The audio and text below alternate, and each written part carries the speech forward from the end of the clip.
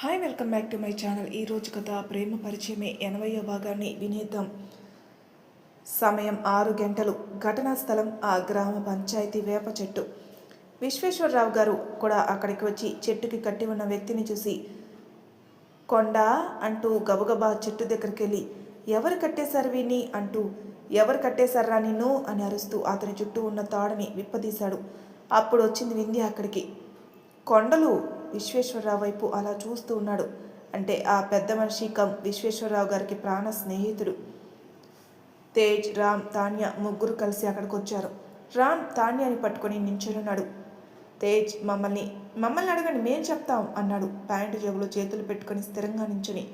విశ్వేశ్వర్ గారు అటు చూసి ఇంతమంది ముందు ఇలా కట్టేయడం అంటే ఎంత అవమానమో తెలుసా వాడికి అన్నాడు. అవమానమని మీరు అనుకుంటున్నారు, శిక్ష అని నేను అంటున్నాను అన్నాడు తేజ్. అందరూ కొనుక్కుంటూ ఉన్నారు, ఏం అర్థం కాక. తేజ్ అతన్ని ఇలా చెట్టుకు కట్టేసింది మీ మనవడే అన్నాడు వెంటనే. వింధ్య అన్నయ్యనా అంటే అన్నయ్య వచ్చాడా ఇక్కడికి అని చుట్టూ వెతుకుతూ ఎవరు కొత్తగా అనిపించకపోవడంతో కానీ ఈ తాతయ్యని ఎందుకు చెట్టుకు కట్టేశాడు అనుకుంది. కట్టేసింది పార్థు కొడుక, కానీ ఎందుకు అని ఆలోచిస్తూ అలా ఉండిపోతాడు విశ్వేశ్వరరావు గారు. తేజ్ ఏం ఆలోచిస్తున్నారు, ఇతను ఎందుకు కట్టేశారనే కదా, ఇతను తన మనుషులతో మాపై అటాక్ చేయించాడు అని రామ్ తలకి ఉన్న బ్యాండేజ్ని తన చేతికున్న కట్టుని చూపించి మేం తప్పించుకున్నాం కానీ తను అని తాన్యాన్ని చూపించి కాపాడబడింది లేదంటే అన్నాడు కోపంగా ఆ పెద్ద మనిషిని చూస్తూ. తాన్యాన్ని నిన్న రాత్రి ప్రాణాప్రాయ స్థితిలో చూసింది విషయం గుర్తుకొచ్చింది విశ్వేశ్వరరావు గారికి. కానీ ఆయనకి ఏం అర్థం కాక ఏం మాట్లాడుతున్నారు మీరు అని తేజ్ వాళ్ళని అడిగాడు. వింధ్య బ్రెయిన్ చాలా ఫాస్ట్గా ఆలోచిస్తుంది. రామ్కైనా గాయం చూసింది కానీ తేజ్కైనా అయింది గాయం కూడా తెలీదు. వీళ్ళని గాయపరచాలనుకున్నాడంటే మా అన్నయ్య కోసమా లేక అమ్మవారి నగల విషయమా, ఈ రెండు కాకుంటే వీళ్ళని గాయపరచాల్సిన అవసరం ఏముంది అతనికి అనుకుంది. ఇంతలో శౌర్య తాన్యాని గాయపరిచిన వాడికి ఇవ్వాల్సింది ఇచ్చి అలాగే నిన్న వాళ్ళపై దాడికి వచ్చిన కొంతమందిని తెచ్చి ఆ పంచాయతీ జరిగే స్థలానికి తోసేస్తాడు. అలాగే తన జనంలో కలిసిపోయాడు. తాన్యా వాణ్ణి చూసి రామ్ చేతిని గట్టిగా పట్టుకుంది. రామ్ అటు చూసి తేజ్ అన్నాడు. రామ్ వైపు చూసిన తేజ్కి విషయం అర్థమవ్వగానే గన్ తీసి తాన్యాని అలా గాయపరిచిన వాడి కాళ్ళపై కాల్ చేశాడు. వాడు భూమి మీదకి ఒరిగిపోగానే వెళ్ళి వాడి జుట్టు పట్టుకుని మెడ వంచి నోట్లో గన్ పెట్టాడు. ఆ రౌడీ బ్యాచ్నే కాదు అందరూ భయపడ్డారు. తేజ్ కోపంగా అసలు గన్ వాడే ఉద్దేశమే మాకు లేదు, కానీ తనని ఎలా తన చేతి నరాలను కోసావు అన్నాడు కోపంగా. రామ్ తాన్యా చేయిపై చేయి వేసి ఏం కాదు అన్నట్టు చూశాడు. తేజ్ రియాక్షన్ ఓ మూవీ సీన్ చూసినట్టు అనిపించింది వింధ్యాకి. తేజ్ ఆ రౌడీ బ్యాచ్ వైపు చూసి ఏరా రాత్రి మా వెనక ఎవరు పడమన్నారు, ఎవరు మమ్మల్ని చంపమన్నారు అన్నారు. ఆ బ్యాచ్ సమాధానం చెప్పకుండా చూస్తూ ఉంటే తేజ్ అతని నోట్లో పెట్టిన గన్ను చూపించి కాల్ చేయమంటారా విన్ని మిమ్మల్ని కూడా అన్నాడు. వెంటనే వద్దు అని ఆ అన్న చెప్తేనే వచ్చామని కొంతమంది, ఆ అయ్య చెప్తేనే వచ్చామని కొంతమంది చెప్పారు. అంటే ఎవరు పిలిచే విధంగా వారు చెప్పారనమాట. దానితో ఆ కొండలు వాళ్ళు అబద్ధం చెప్తున్నారు, వీళ్ళు కావాలనే చెప్పిస్తున్నారు విశ్వేశ్వరయ్య, అది నిజం కాదు అన్నాడు. విశ్వేశ్వరరావు గారు ఏం అర్థం కాక అలా చూస్తూ ఉన్నారు. జనంలో ఉన్న పరం శౌర్యాన్ని వెతికి దగ్గరికి వెళ్ళి విన్నావా, ఇంత చేసి మనం ఎంత దూరం తెచ్చాక కూడా నాకేం తెలియదని మోసం చేయాలనుకుంటున్నాడు అతను. ఇప్పటి వరకు నాన్న కోసం తప్పదనుకున్నాను బాబాయ్, కానీ ఇలాంటి వ్యక్తి ఉండడం ఈ ఊరికే మంచిది కాదు, ఇక మీరు కానివ్వండి బాబాయ్ అన్నాడు శౌర్య. పరం శౌర్య భుజం తట్టి అక్కడి నుంచి పక్కకొచ్చేస్తూ ఆ మాట ఇటు చూసి చెప్పు అన్నాడు. అతనే కాదు అందరూ పరం వైపు చూశారు. పరం విశ్వేశ్వరరావు గారితో ముందు మీరు అతని మాటలు నమ్మకండి, నిన్న రాత్రి అతని గుంటనక్క వేషాలన్నీ మీ మనవడు ముందు కక్కాడు, కానీ కేవలం తను మీ స్నేహితుడని మీ మనవడు వెనక్కి తగ్గాడు అని జరిగిందంతా చెప్పాడు. ఆ తర్వాత విశ్వేశ్వర్ గారిని సూటిగా చూస్తూ నేను అడిగాను మీ మనవణ్ణి ఇతని గురించి ఆలోచించి మీ తాతయ్య దృష్టిలో మీ నాన్నని దోషులుగానే చేస్తావా అని, కానీ దానివల్ల ఇలా చేయడానికే ఒప్పుకున్నాడు. ఇన్నాళ్ళు ఇతను మీ పక్కన ఉంది, మీ సంతోషంలో పాలు పంచుకొని బాధ వస్తే భుజం తట్టడానికి కాదు, మీరు బాధపడుతుంటే చూసి ఆనందపడుతూ అంది వచ్చే మీ సంతోషాన్ని దూరం చేయాలని ప్రయత్నించడానికి అని మొత్తం వివరంగా కొండలకి విశ్వేశ్వరరావు గారిపై ఉన్న పగని వివరించాడు. ఇంతలో తేజ్ అర్థమైంది అనుకుంటా కదా సార్, ఎవరు మీ ఇంటి మర్యాదని బజారుకి లాగారో అని తేజ్ అతని వద్దకు వెళ్ళి ఎవరు ఏంటి అనేది నిరూపించే సమయం వచ్చింది. మీరు నోరు పెకలిస్తారా, లేక నా ఫోన్లో ఉన్న వీడియోని అందరూ చూసేలా వేయించమంటారా అన్నాడు. కొండలకి ఏం అర్థం కావట్లేదు. కళ్ళు తెరిచేసరికి తను చెట్టుకి కట్టేయబడి ఉన్నాడు. అన్నీ ఇలా ఎదురు తిరుగుతున్నాయని కలలో కూడా అనుకోలేదు అతను. తేజ్, చెప్పండి అన్నాడు. ఆ కొండలు ఆలోచిస్తూ ఇప్పుడు బాధపడి వీడి కాలపై ఇంతమంది ముందు పడాలా అనుకుని తల వంచుకున్నాడు. ఏం మాట్లాడుకున్నా దానితో విశ్వేశ్వర గారికి అర్థమై వెంటనే పార్థుగారు వెళ్ళిపోయిన రోజు కళ్ళ ముందుకొచ్చింది. ఆ రోజు బాధపడుతూనే నేనే ఈ నగలు దొంగలించాలని చెప్పిన పార్థుగారి మొహం కనపడగానే ఆయన కళ్ళ వెంబట నీళ్లు బైర్లు కమ్మాయి. వెంటనే కొండలు చెంపపైన లాగి పెట్టుకొట్టి అతని షర్ట్ కాలర్ పట్టుకుని పళ్ళని బిగించి కోపంగా చూసి, నీ వల్ల నా కొడుకుని దూరం చేసుకున్నానా, ఇన్నాళ్ళు వాడి అనురాగానికి దూరం అయ్యానా అన్నాడు. వింధ్య విశ్వేశ్వరరావు గారి ఆరోగ్యాన్ని దృష్టిలో పెట్టుకుని ఆయన దగ్గరికి వెళ్ళబోయింది. అతని కొట్టేసేలా చూస్తూ, కానీ అంతలో నందా విహార్ వెళ్ళి ఆయన భుజంపై చెయ్యి వేసి, ఆ రోజే నిజ నిజాలు చూసుకొనుంటే ఈరోజు అనేది ఉండేది కాదేమో నాన్న, ఇలాంటి వాడి మొహం మళ్ళీ చూడకూడదు అన్నాడు. విశ్వేశ్వరరావు గారు అతని కాలర్ వదిలి, నిన్ను నమ్మినందుకు నువ్వు ఇచ్చిన బహుమానం ఇదేనా అని అతన్ని ప్రశ్నిస్తున్నట్టు చూస్తూ మౌనంగా ఉండిపోయారు. పరం కూడా కొండని చూస్తూ, చూడు, నీ కూతురు చనిపోయిందంటే తనకి తెలియనితనం, నువ్వు తన మనసుని తెలుసుకోలేకపోవటం, మధ్యలో నీ స్నేహితుడు నా స్నేహితుడు ఏం చేశారు, జీవితపు చివరి అధ్యాయంలో అందరూ తోడుగా ఉంటే బాగుంటుంది, కానీ మీరు మీ కపట బుద్ధితో మీ బాధని పంచుకునే ఆప్తుని, మీ గురించి ఆలోచించే స్నేహితుని కోల్పోయారు. మిమ్మల్ని మారమని నేను చెప్పిన ప్రయోజనం లేదు, ఎందుకంటే శౌర్య ఆలోచించిన విధానానికి మీ మాట మార్పిడికి ఎంత తేడా ఉంది అన్నాడు. శౌర్యానా అన్నారు విశ్వేశ్వరరావు గారు. పరం, హా శౌర్యాని, మీ మనవడి పేరు అన్నాడు. అక్కడే ఉన్న శౌర్య, బాబాయ్ ఇలా చెప్పేశావేంటి అనుకుని వింధ్య వైపు చూశాడు. వింధ్య, శౌర్యానా, ఈ పేరు ఎక్కడో విన్నాని అని ఆలోచిస్తూ కళ్ళని గుండ్రంగా తిప్పుతూ చూడగానే తననే చూస్తూ కనిపించాడు వేషం మార్చిన శౌర్య. వింధ్య తనని చూడగానే శౌర్య తల తిప్పుకొని, ఇప్పుడు ఇక్కడికి తను వస్తే ఎలా అనుకుంటూ బెటర్ ఫోన్ మాట్లాడుతున్నట్టు పక్కకు వెళ్ళిపోదాం అనుకుని కూడా, అబ్బా ఇక్కడ సిగ్నల్స్ రావు కదా ఎలా అనుకుంటూ ఉన్నాడు. అంతలోనే వింధ్య శౌర్య వెనక వచ్చి నిలబడి శౌర్యాన్ని చూడ్డానికి మెడని సాగతీస్తుంది. శౌర్యకి తన వెనక వింధ్య ఉన్నట్టు అర్థమై, ఆహా ఇప్పుడు ఎలా అనుకుంటూ ఉన్నాడు. అయితే విశ్వేశ్వరరావు గారు వెంటనే, నా కొడుకుని కోడల్ని నా మనవడిని ఇక్కడికి రప్పించు పరం, చాలా ఆశతో బాధగా అడిగాడు. వాళ్ళు ఈ పాటికే రావాలి అన్నాడు పరం. ఏంటి అని వింధ్య పొద్దుతిరుగుడు పువ్వులాగా వాళ్ళ వైపుకి తిరిగిపోయి, పెద్దనాన్న పెద్దమ్మ వస్తున్నారా అనుకుని అక్కడి నుంచి బరబరా పరం దగ్గరికి వెళ్ళి, నిజంగా వాళ్ళు వస్తున్నారా బాబాయ్ అంది. పరం, రమ్మనే చెప్పాను వింధ్య నేను అన్నాడు. అవునా, అయితే ఎక్కడి వరకు వచ్చారో అడగండి, త్వరగా ఫోన్ చేయండి అని ఆయన వైపే చూస్తుంది. శౌర్య, థ్యాంక్ యూ శివయ్య అనుకుని అక్కడి నుంచి వెళ్ళిపోయాడు. వీళ్ళంతా పార్థుగారి ఆలోచనలో ఉంటే ఊర్లో వాళ్ళందరూ జరిగిన విషయం గురించి తలో మాట అనుకుంటూ ఉన్నారు. ఇంతలో ఒక పెద్ద ఆయన, మరి ఇతను చేసిన పనికి ఏం దండన వేయాలి అన్నాడు. తేజ్, సింపుల్, ఎవరు తీసుకున్న గోతులో వాళ్ళే పడ్డట్టు, అమ్మవారి నగలు దొంగతనం చేయించినందుకు, ఒక కుటుంబం యొక్క సంతోషాన్ని దూరం చేసినందుకు గాను అతన్ని ఈ ఊరు నుంచి పంపేయండి, మీకే మంచిది అన్నాడు. పరం, అవును, అదే అతనికి సరైన శిక్ష అన్నాడు. విశ్వేశ్వరరావు గారు కొండల వైపే చూస్తూ, వద్దు, అతన్ని ఇలా వదిలేయండి, ఈ వయసులో సొంత ఊరికి దూరంగా తరిమేస్తే మనకే పాపం తగులుతుంది, అతని నమ్ముకున్న భార్య కూడా బాధపడాల్సి వస్తుంది అని అతని మొహం కూడా చూడకుండా అక్కడి నుంచి వచ్చేస్తూ, అమ్ములు, పెదనాన్న గురించి తెలుసుకోనరా, నీకోసం పెదనాన్న కోసం మేమందరం ఎదురు చూస్తూ ఉంటాం అని వెళ్ళిపోయారు. ఆయనతోనే నందా విహార్ వెళ్ళిపోయాడు.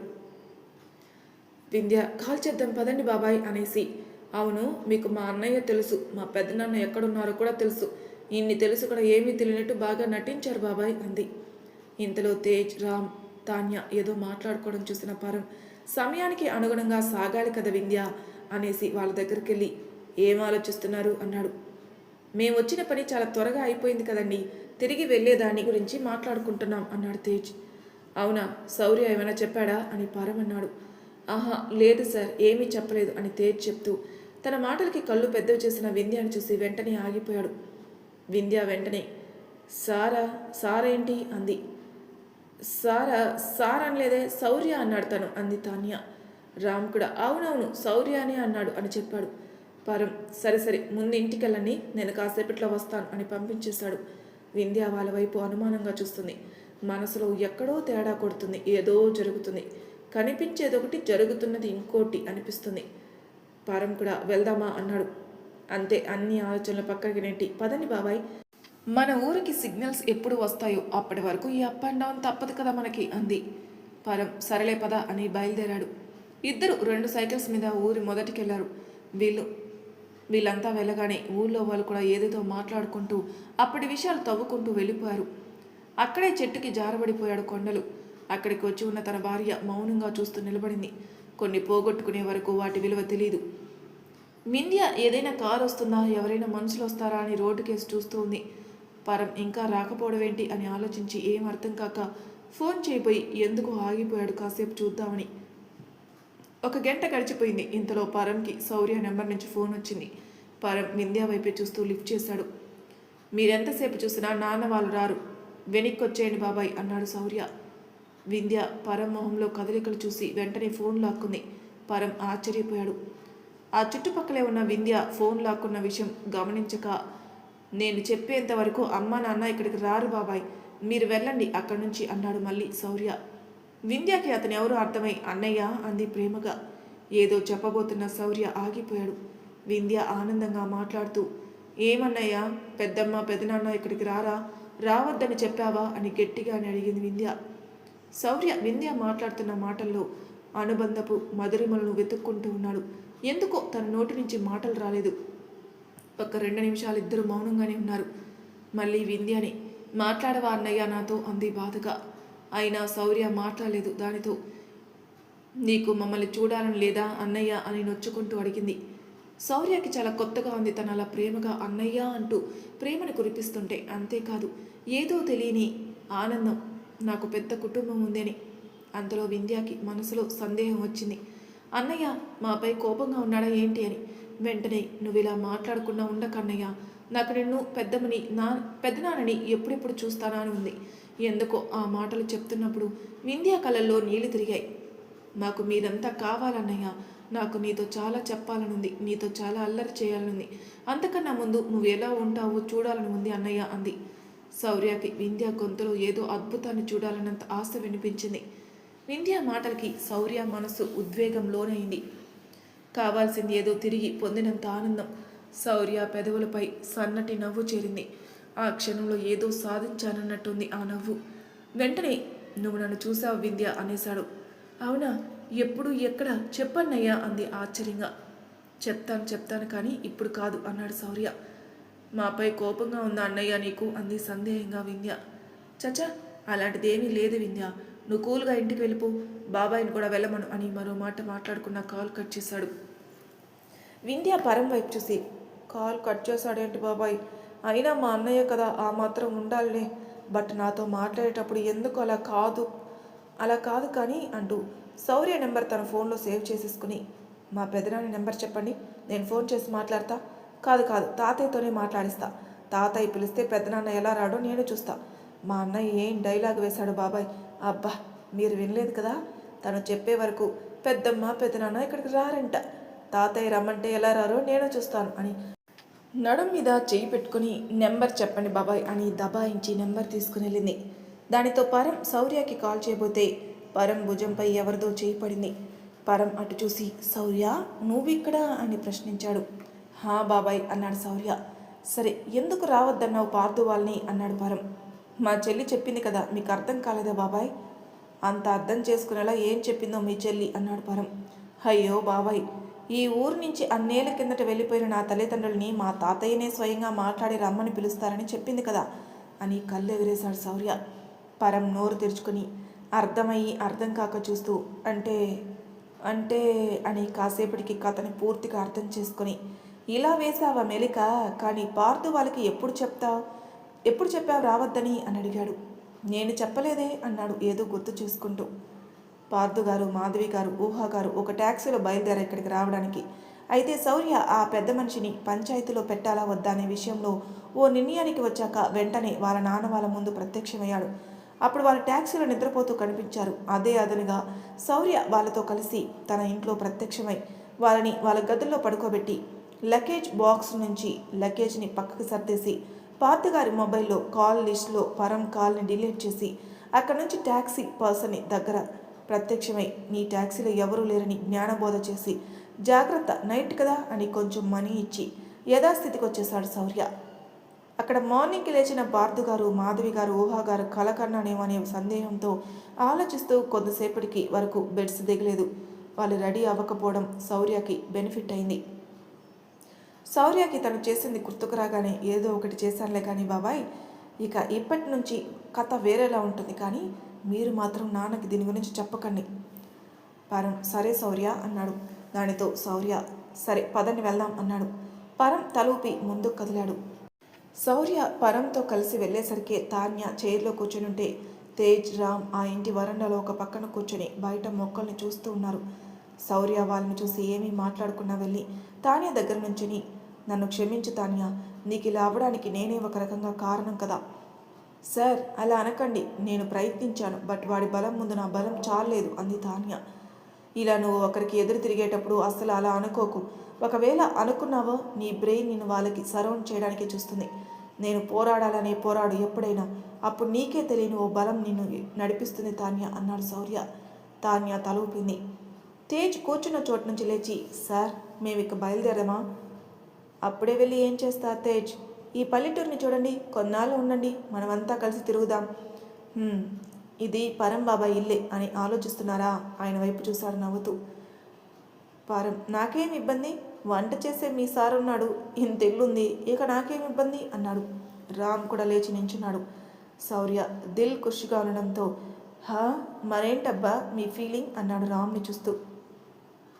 రామ్ నేనేం అనలేదు సార్, ఇది పూర్తిగా తేజ్ డెసిషన్ అని అన్నాడు. శౌర్య తేజ్ వైపు చూశాడు. తేజ్ ఏం మాట్లాడలేదు. శౌర్య నవ్వుతూ వెళ్ళి ఇద్దరిని హత్తుకొని, మీరు రావటం వల్లే ఇంత త్వరగా అంతా సెట్ చేయగలిగాను, థ్యాంక్ యూ అని దూరం జరిగి, మీరు ఇప్పుడే ఎక్కడికి వెళ్ళొద్దు, కొన్నాళ్ళు ఇక్కడే ఉండని నాతో ప్లీజ్ అన్నాడు. మీరు అంత రిక్వెస్ట్ చేయాల్సిన పనిలేదు సార్, జస్ట్ ఆర్డర్ చాలు, ఉండిపోతాం అన్నాడు తేజ్. శౌర్య నవ్వుతూ ఓ అన్నలా తన హెయిర్ని కదిపి, సరే ఫ్రెష్ అవ్వండి, టిఫిన్ చేద్దాం అన్నాడు. ఫోన్ని 1కి 10 సార్లు చూసుకుంటూ సంతోషంగా ఇంటికెళ్ళింది వింధ్య. విశ్వేశ్వరరావు గారు ఇంటికెళ్ళి జరిగిన విషయం చెప్పడంతో అందరూ ముందు కోపం తెచ్చుకున్న, బాధపడిన, తర్వాత కామై పార్థు గారి రాక కోసం 1000 కళ్ళతో చూస్తున్నారు. నందగోపాల్ కూడా తాన్య వెళ్ళిపోయాక ఇంటికొచ్చేశారు. కాస్త టైర్డ్ అయి ఉండడంతో ఈ దండోరా ఇవి ఏం పట్టించుకోలేదు ఆయన. ఇంతలో వింధ్య ఒక్కటే రావడంతో అందరూ ఆశ్చర్యపోతే శ్యామల గారు పార్థు, మాధవి గారుల కోసం వెతుక్కుంటూ, ఏమైందే ఇలా ఒంటరిగా వచ్చావు అన్నారు. పెదనాన్న వాళ్ళు రాలేదు బామ్మ అంది వింధ్య. రాలేదా అని ఏడుపు మొదలుపెట్టారు శ్యామల గారు. ఆవిడ నోటిపై వింధ్య చేయి వేసి, మీ మనవడు అంటే మా అన్నయ్య పెద్దమ్మని పెద్దనాన్నని రావద్దని చెప్పాడట. తనేమో మనందరినీ చూస్తూ ఉండి ఉంటాడు, మనకి కూడా వాళ్ళని చూడాలని ఉంటుంది కదా, అస్సలు అర్థం చేసుకోవట్లేదేంటో అందుకే అని ఆగిపోయింది. విశ్వేశ్వరరావు గారు, నందగోపాల్ అండ్ నందవిహార్ కూడా అందుకే ఏం చేసావు అమ్ములు అన్నారు ఒకేసారి. వింధ్య నవ్వి ఫోన్ని చూపిస్తూ పరం బాబాయ్ దగ్గర నుంచి పెద్దనాన్న నెంబర్ని పట్టుకొచ్చా అంది. ఏదో నా కొడుకుని పట్టుకొచ్చినట్టు చెప్పావు కదే అన్నారు శ్యామల గారు. వింధ్య మూతి తిప్పి, నీకు అర్థం కాదులే అని విశ్వేశ్వరరావు గారి దగ్గరికి వెళ్ళి ఆయన చేతిని చుట్టేసి, తాతయ్య పెదనాన్న మన కోసం ఈ ఇంటికి దూరం అయ్యారు కదా, అలాంటి పెదనాన్నతో మీరే స్వయంగా మాట్లాడి ఇంటికి రమ్మని చెప్పి, పెద్ద కొడుకు వస్తున్నందుకు ఊరంతా పండగ చేసుకునే ఏర్పాట్లు చేయాలి కదా, ఊరు కాకుండా మన ఇంట్లో అయినా ఆ మాత్రం ఏర్పాట్లు ఉండాలి కదా అని కళ్ళెగరేసింది. నందగోపాల్ నువ్వు సూపర్ అమ్ములు అన్నాడు. నందావిహార్ కూడా అవును నాన్న, వింధ్య చెప్పింది సబబుగానే ఉంది అన్నారు. విశ్వేశ్వరరావు గారు, నా తల్లి ఏం చెప్పినా బాగుంటుంది, అలాగే చేద్దాం అన్నారు. వింధ్య నవ్వి, అయితే ముందు మీ అబ్బాయికి కాల్ చేయాలి, కొద్దిగా తినేసి తీరిగ్గా వెళ్ళి కాల్ చేసి మాట్లాడదాం, సరేనా తాతయ్య అంది. విశ్వేశ్వరరావు గారు ఆయన కూడా తల ఊపితే, శ్యామల గారు నాకు కూడా పెద్దోడితో మాట్లాడని ఉందే అమ్ములు, నేను నిన్ను మాట్లాడించను పో అంది వింధ్య మొహం తిప్పుకుంటూ. శ్యామల గారు కళ్ళనీళ్ళు పెట్టుకుంటూ ఉంటే నందగోపాల్ అండ్ నందావిహార్ ఇద్దరు ఆవిడ దగ్గరికి చేరి, తను మాట్లాడించకపోతే ఏంటి, మేం మాట్లాడిస్తామమ్మా అన్నారు. శ్యామల గారు, నిజంగానా, ఇన్నాళ్ళకు మళ్ళీ వాడితో నేను మాట్లాడగలనా అంది. కొడుకులిద్దరూ తలూపితే, నేను నీ కొడుకులకి మా పెద్దనాన్న నెంబర్ ఇవ్వనుగా అంది నాలుక బయటపెట్టి వెక్కిరిస్తూ వింధ్య. నందావిహార్, నందగోపాల్ ఒక లుక్ ఇచ్చారు. వింధ్య మళ్ళీ మూతి తిప్పి జడ వెనక నుంచి ముందుకి తీసుకుని, పద తాతయ్య అని ఆయన తీసుకుని వెళ్ళిపోయింది. దామిని యామినికి ఎందుకో సంతోషం అనిపించింది, అంతా నార్మల్ అయిందనిపించింది. మరి తర్వాయి భాగంలో ఏం జరగబోతుందో నెక్స్ట్ ఎపిసోడ్లో తెలుసుకుందాం. అంతవరకు నా ఛానల్ సబ్స్క్రైబ్ చేయని వాళ్ళు ప్లీజ్ సబ్స్క్రైబ్ చేసుకోండి. లైక్ చేసి షేర్ చేయండి. మీ అభిప్రాయాలు నాకు కామెంట్ రూపంలో తెలియచేయండి. Thank you for listening.